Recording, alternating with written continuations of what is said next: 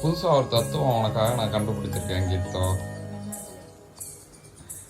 அதாவது இலை நிறையா பிரியாணி, சுத்தி சுத்தி 65, ஓரத்துல பார்பிக்யூ, நடுவுல பீ. அதான் நீ.